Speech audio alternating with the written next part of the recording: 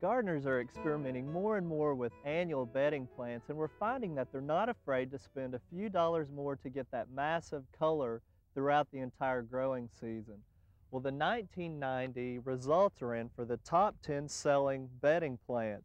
And this report was put out by the Professional Plant Growers Association, and I'd like to list the top 7 because that's where the change has really taken place.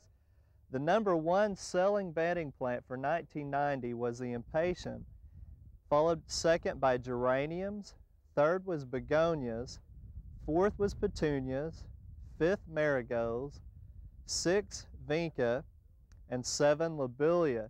Now most of these you've seen growing at the Oklahoma Gardening Studio, but the big surprise is that geranium actually moved up to second place, trading positions with petunias, and lobelia took the 7th spot, moving out salvias, which again is one that we're all very familiar with. But it's interesting to see what the national trends are as far as interest in the top selling bedding plants.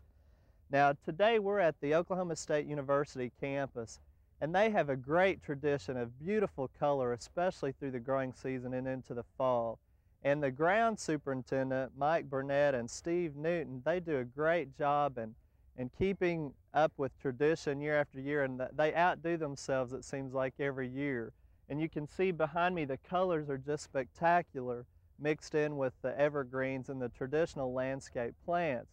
Now one of the things they tried this year was massive plantings of petunias, which remember was in the number 4 spot, but they used a color scheme of pinks and purples, blues and whites, planted those in the spring again in massive borders, and they just did well right up until the hottest part of the summer, where they kind of fizzled out on us a little bit, but they didn't really even top them back like we encourage a lot of people to do. But they got a flush of new growth this fall, and again the colors are just spectacular. And again, it's an idea of how you can use massive colors as well. Now let's walk around here on the west side of the Student Union, and let me show you a few more of the different annuals that they're using in their gardens.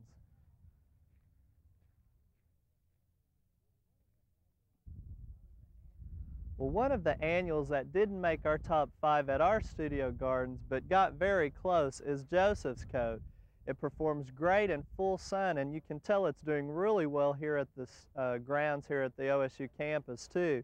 They've used the variegated green and yellow mixed in with the red, and they've kind of put a formal design spelling out OSU.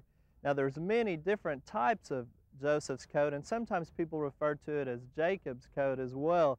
Another one of the types that we have at the studio gardens has a yellower leaf and is a little bit more brilliant color in the full sun, but again it's a great plant to use. It withstands the heat, and here they've even used it as a border around what some of us know as a perennial plant, and that is a chrysanthemum or the fall mum. The color is spectacular. They're all blooming uniformly and they're at peak.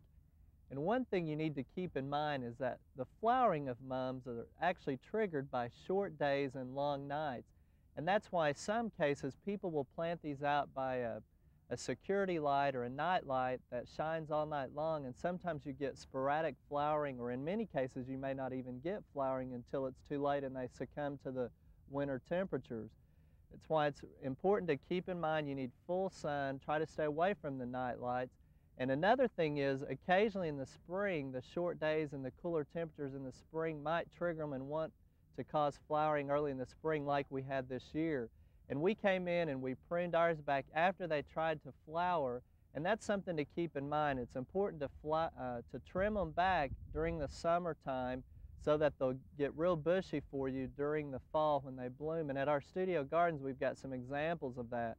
We have a pink mum that tried to bloom in the spring. We cut it back about July, and it's put out a great flush of growth. It really looks good, and it's very uniform and kind of short and dwarf looking, and that's just because of our pruning. And then we have a yellow one on the west side of our barn that didn't receive any care, no trimming, and it's starting to fall over because it's too tall and top heavy.